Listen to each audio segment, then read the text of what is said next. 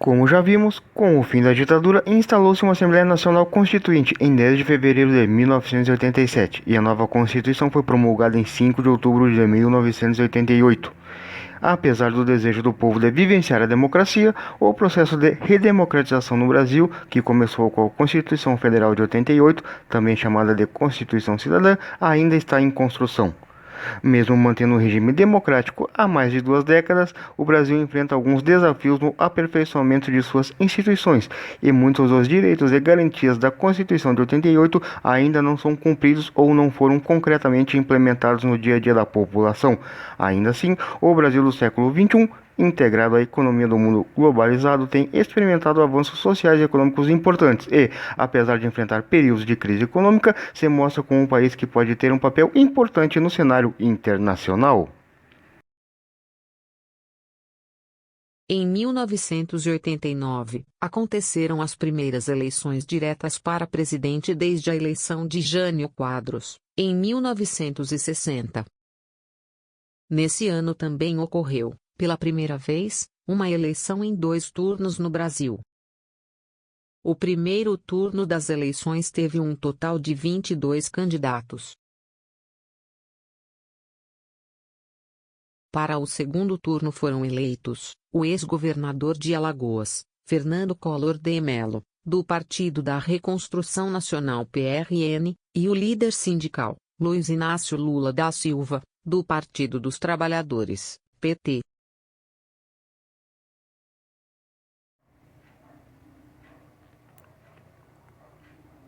No processo eleitoral, Lula, que tinha grande apelo popular, foi visto e retratado pelos setores conservadores da sociedade como radical, em particular por conta da proposta de reforma agrária, muito temida pelos latifundiários.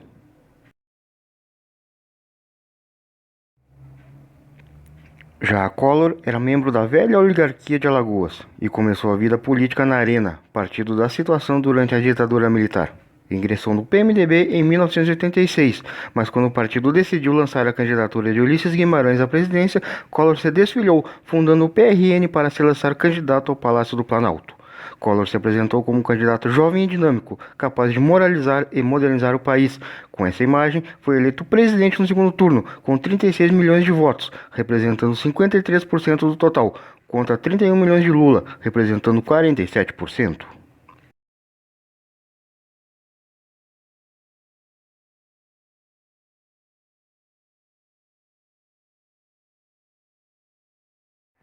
Ao assumir, Collor lançou um plano econômico de combate à inflação que foi considerado muito ousado. Entre outras medidas, o Plano Collor, como foi batizado, alterou a moeda em circulação no país, substituindo o cruzado novo pelo cruzeiro.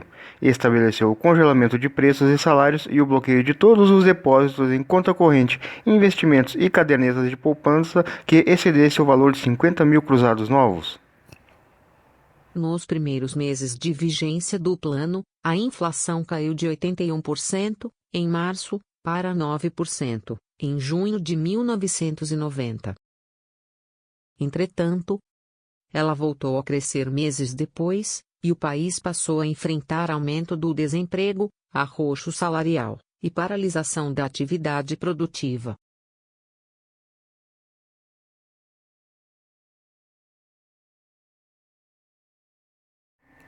A partir do início dos anos 1990, a maior parte dos países da América Latina, incluindo o Brasil, passaram a seguir diretrizes econômicas neoliberais, recomendadas por instituições financeiras internacionais sediadas em Washington, entre elas o Fundo Monetário Internacional e o Banco Mundial, além do Departamento do Tesouro dos Estados Unidos. Essas diretrizes, divulgadas em 1989, ficaram conhecidas como Consenso de Washington, termo criado por John Williamson, e tinham como objetivo disseminar a conduta econômica neoliberal entre os países subdesenvolvidos, em especial os da América Latina. No Brasil, as práticas neoliberais se colocaram a partir do Plano Collor, quando surgiu o projeto de desestatização, com a privatização de empresas públicas.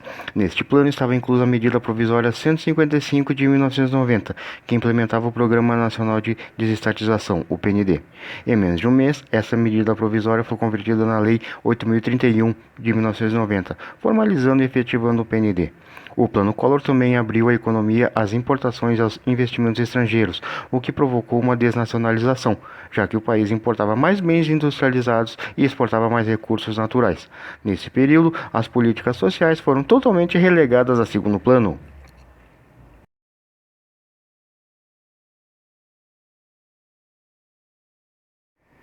Em maio de 1992, o irmão do presidente, Pedro Collor, denunciou um esquema de corrupção e tráfico de influência que envolvia o presidente e parte de seus aliados políticos. A crise do governo se agravou ainda mais e as denúncias levaram à abertura de uma comissão parlamentar de inquérito, uma CPI, encarregada de conduzir as investigações.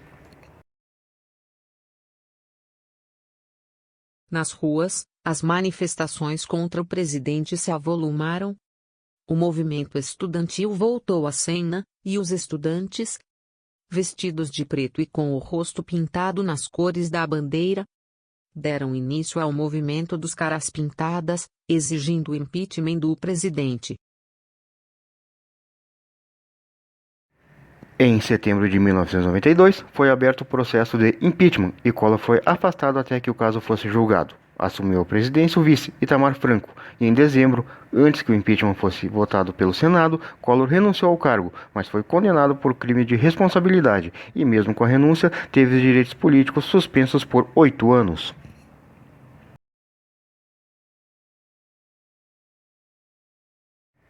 Empossado em definitivo após a cassação de Collor em dezembro de 1992, Itamar Franco propôs um governo de união nacional que integrasse todas as forças político-partidárias de expressão no país.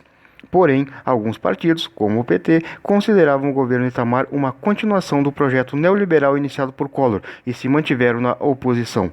O principal desafio do governo Itamar foi o combate à inflação e, para isso, nomeou Fernando Henrique Cardoso para o Ministério da Fazenda.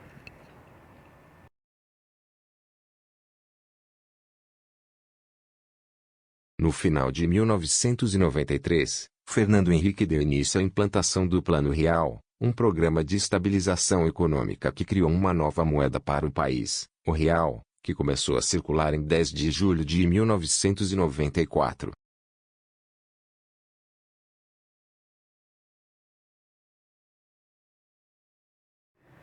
O Plano Real, liderado por Fernando Henrique Cardoso, reduziu a inflação e o poder de compra da população aumentou.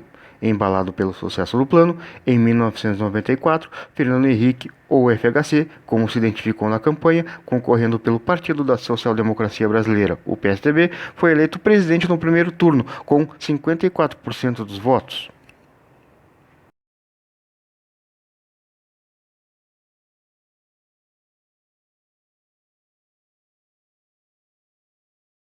Fernando Henrique Cardoso assumiu a presidência do Brasil em janeiro de 1995, com o compromisso principal de dar continuidade à política de estabilização econômica baseada, principalmente, na redução do déficit público.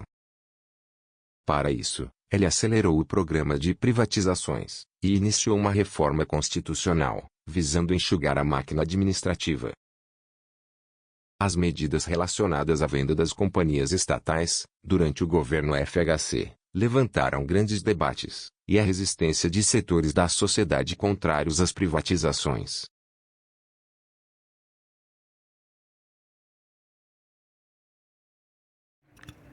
O governo de Fernando Henrique teve um papel importante no processo de transformações econômicas que definiram a posição do Brasil no cenário internacional na era da globalização. Com o Plano Real e com a queda nos índices da inflação, as práticas neoliberais se fortaleceram no país. Dessa forma, o governo brasileiro mostrava aos agentes internacionais uma economia confiável que permitiria a inserção do Brasil na chamada mundialização do capital financeiro. A relativa estabilidade econômica do Plano Real, as importações e as privatizações de empresas estatais brasileiras impulsionaram os investimentos estrangeiros e, especialmente a partir de 1995, a industrialização brasileira conheceu novos avanços e a produtividade industrial cresceu.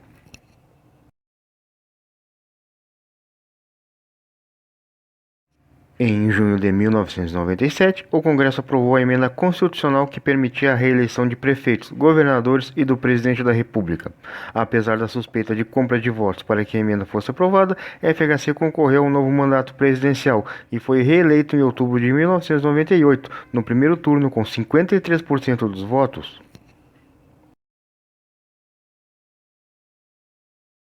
No segundo mandato do governo de FHC, foram criados o Bolsa Escola e o Fundo de Desenvolvimento e Manutenção do Ensino Fundamental, Fundef. As matrículas escolares foram ampliadas, e houve redução dos índices de analfabetismo no país.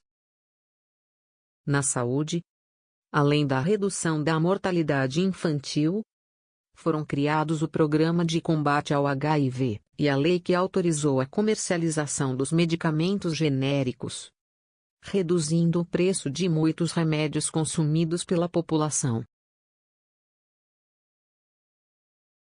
Mas, mesmo com as privatizações, a dívida pública triplicou, e a inflação e o desemprego voltaram a crescer.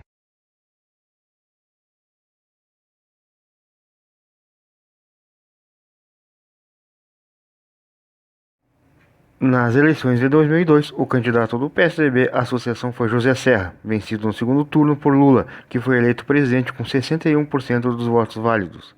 A vitória de Lula nessas eleições foi resultado da combinação da perda de prestígio do governo FHC, da democratização da política e da sociedade brasileiras. Entretanto, a candidatura, a vitória e o governo de Lula foram vistos com grande desconfiança por setores da sociedade brasileira e, principalmente, pelo mercado financeiro. O governo Lula teve como principais marcas a manutenção da estabilidade econômica, a retomada do crescimento do país e a redução da pobreza e da desigualdade social. O PIB brasileiro apresentou um crescimento médio de 4% ao ano, graças ao crescimento das exportações de matérias-primas e commodities do Brasil para países como a China, que se encontrava em um processo de crescimento vertiginoso. O fortalecimento da economia brasileira durante o primeiro governo Lula, de 2003 a 2006, foi responsável pelo baixo impacto, em comparação com o cenário internacional, da crise econômica de 2008 no Brasil. Além disso, o governo tomou medidas que incentivaram o consumo interno, evitando que a crise se instalasse no país.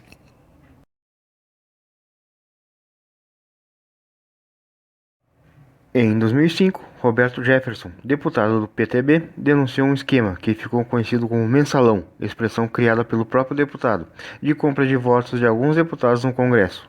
Ao contrário do ocorrido com seu antecessor FHC, as denúncias contra Lula obtiveram grande espaço na imprensa, atingindo altos escalões do governo e do partido e ganhando repercussão internacional.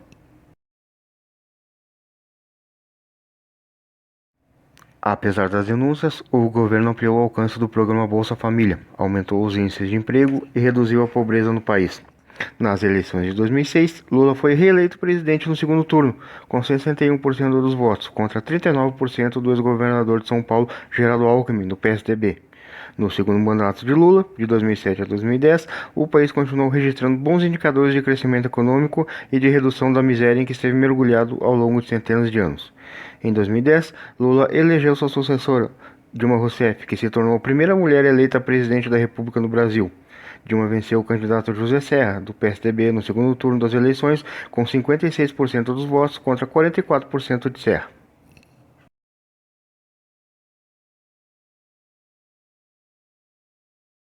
Dilma Rousseff tomou posse em janeiro de 2011, com o compromisso de dar continuidade aos programas sociais de seu antecessor, e prosseguir com a política de estabilidade econômica e de fortalecimento do mercado interno. Seu governo manteve os programas de assistência social como Bolsa Família e Minha Casa Minha Vida. Entretanto, progressivamente, as soluções para os problemas sociais do país foram sendo remetidas à iniciativa privada, por meio de programas através dos quais investia-se dinheiro público no setor privado, Minha Casa Minha Vida e ProUni, por exemplo. Ao assumir a presidência, Dilma enfrentou uma forte recessão econômica mundial.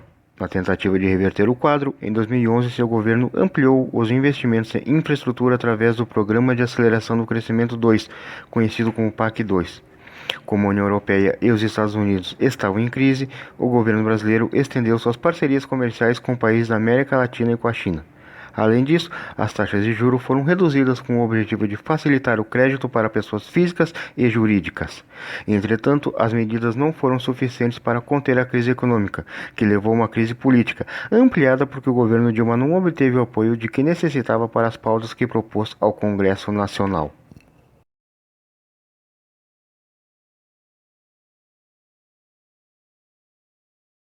Os últimos 2 anos do primeiro mandato de Dilma foram marcados por manifestações, conhecidas como Jornadas de Junho, ocorridas em 2013. O movimento iniciou-se em diversas capitais em protesto contra o aumento de preço das passagens do transporte coletivo e se espalharam por todo o país. Apesar do desgaste da imagem do governo, Dilma foi reeleita presidente no segundo turno das eleições de 2014 com 52% dos votos contra 48% do candidato do PSDB, Aécio Neves. Entretanto, a disputa acirrada demonstrou a existência de uma polarização da sociedade brasileira. Dilma Rousseff iniciou seu segundo mandato sob denúncias de corrupção envolvendo a Petrobras, que é a maior empresa pública do país, e essas resultaram na Operação Lava Jato, que deveria investigar um esquema bilionário de desvio de dinheiro da empresa para pagamento de propina para membros do executivo e parlamentares de diversos partidos e executivos de grandes empresas, mas que acabou servindo de apoio a uma das candidaturas do processo eleitoral seguinte.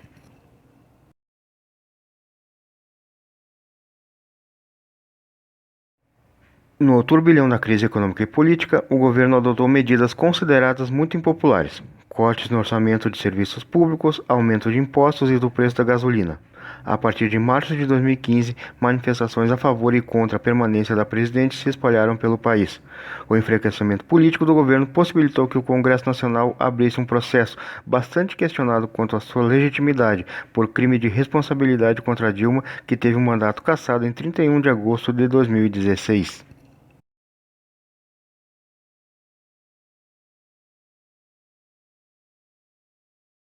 Com a cassação do mandato da presidenta Dilma Rousseff, o vice Michel Temer, até então interino, assumiu definitivamente o cargo de presidente da República, e a tarefa de implementar as reformas de cunho neoliberal, como a chamada PEC 55, que instituiu um teto de gastos do governo federal, limitando os investimentos com serviços públicos, e a reforma trabalhista, que entrou em vigor em 11 de novembro de 2017, e que, a título de flexibilizar as relações de trabalho e aumentar a oferta de empregos, precarizou, de forma severa, os direitos trabalhistas duramente conquistados ao longo de décadas no Brasil.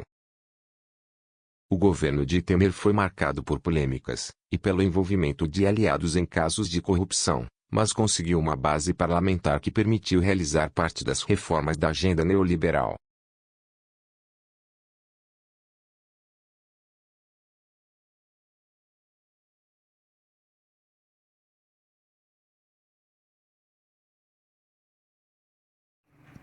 Na eleição de 2018, o então deputado federal Jair Messias Bolsonaro, então no PSL, Partido Social Liberal, elegeu-se presidente da República no segundo turno das eleições com 55% dos votos válidos, contra 44% de seu adversário, Fernando Haddad, ex-prefeito de São Paulo e candidato pelo PT. Lula, o candidato à frente de todas as pesquisas, foi declarado inelegível a partir das ações da Operação Lava Jato. Com a divulgação de informações sobre os procedimentos dessa operação, ela foi percebida por muitos como um instrumento para afastar Lula da eleição. Essa percepção foi alimentada pela nomeação do juiz Sérgio Moro, que havia condenado Lula em primeira instância como ministro da Justiça pelo candidato eleito, cuja vitória teria ocorrido pela ausência de Lula da eleição. Sem participar da maioria dos debates que permitiriam aos eleitores conhecer efetivamente suas posições ideológicas, Bolsonaro se apresentou nas redes sociais como candidato do combate à corrupção e à criminalidade e a favor da concessão de porte de armas à população. A campanha eleitoral de 2018 foi marcada pela disseminação de notícias falsas pelas redes sociais sobre as propostas dos candidatos.